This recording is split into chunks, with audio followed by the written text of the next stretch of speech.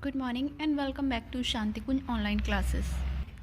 Children, in previous classes we learned about keeping safe chapter number 2.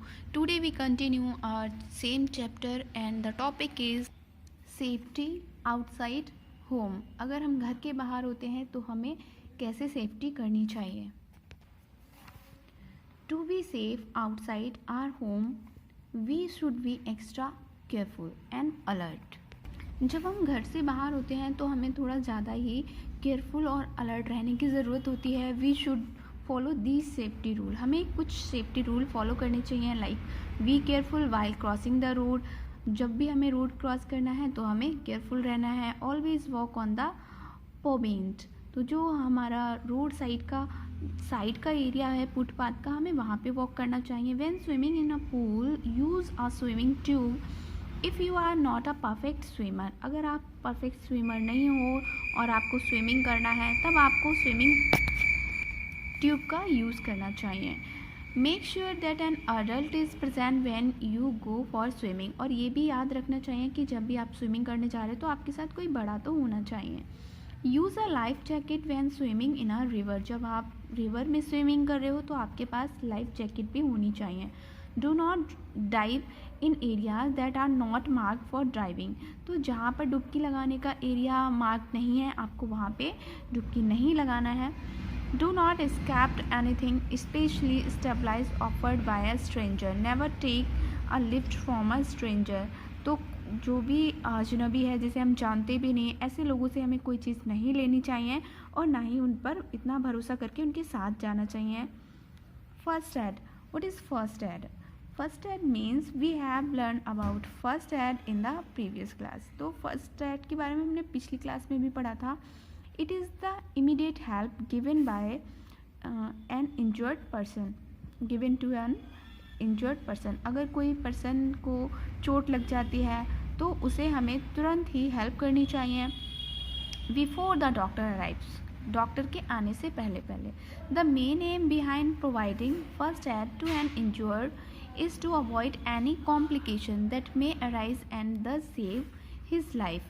तो main M क्या होता है इसके पीछे,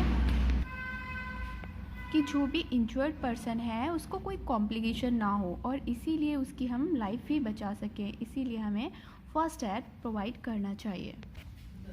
given below are some first aid tips you should keep in mind while helping an injured person. तो जब भी आपको किसी इंजर्ड पर्सन की हेल्प करनी है तो आपको कुछ टिप्स का भी ध्यान रखना चाहिए. First aid tips for cuts and bounds. तो अगर किसी को कट लग गया है या उसे जख्म हो गया है तो हमें क्या फर्स्ट एड देना चाहिए. Wash your hand properly before treating a cut और बाउंड. तो जब भी कट और बाउंड कहीं पे लगा हुआ है तो उसकी हेल्प करने के लिए हमें सबसे पहले अपने ही हैंड वॉश करने चाहिए. Clean the area with N antiseptic solution. जिस एरिया पे इंज्योर हुआ है, बाउंड है, तो उस एरिया पे सबसे पहले कोई भी एंटीसेप्टिक सॉल्यूशन से, लाइक डिटॉल, सेवलॉन वगैरह से साफ़ करके हमें उस पर नेक्स्ट स्टेप फॉलो करना चाहिए. For a minor cut put an adhesive bandage. तो अगर छोटा सा कट लग गया है तो हमें जो बैंडेज होते हैं, एडेसिव बैंडेज, उनका यूज़ करना चाहिए. For a deeper cut apply N antiseptic cream. अगर गहरा कट लगा हुआ है तो हमें एंटीसेप्टिक क्रीम अप्लाई करनी चाहिए. And then place a cotton swab और a gauze on it. Then tie a bandage और secure it with a surgical tapes. तो अब हमें क्या करना चाहिए कि हमें कॉटन से उसके ऊपर एंटीसेप्टिक क्रीम लगा देना चाहिए और किसी भी जो सर्जिकल टेप्स होते हैं उनसे उसको बैंडेज कर देना चाहिए. If the person is badly hurt, make the person lie down with the wounded part slightly elevated. तो अगर किसी को बहुत ज़्यादा ही हर्ट हुआ, बहुत ज़्यादा चोट लग गई है, उस कंडीशन में हमें उसे पहले तो लिटा देना चाहिए और फिर उसके बाद में उस बाउंडेड एरिया को थोड़ा से ऊपर कर देना चाहिए जिससे कि उसमें से ब्लड ना निकले. Wrap some ice cube and a towel and put it on the wound to stop bleeding. अब हमें किसी टॉवल में आइस क्यूब्स लगाने हैं और उस बाउंड के ऊपर लगा देना है जिससे कि उसकी ब्लीडिंग रुक सके. When bleeding stop apply N antiseptic cream and tie a bandage. जैसे ही ब्लीडिंग रुक जाती है उसके बाद आपको उसके ऊपर एंटीसेप्टिक क्रीम लगा देना है और बैंडेज बांध देना है।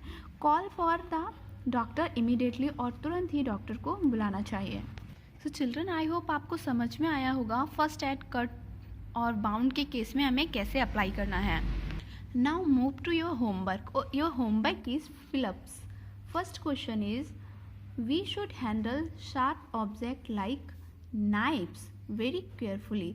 सो फिल इन द ब्लैंक्स में आपको करना है नाइफ्स।